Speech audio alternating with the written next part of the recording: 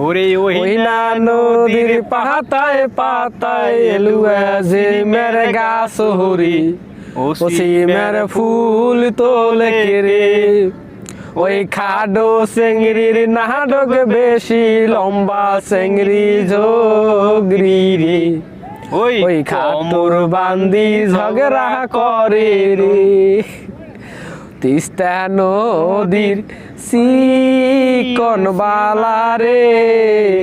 জলপই ধরে ঝোপায় ঝোপায়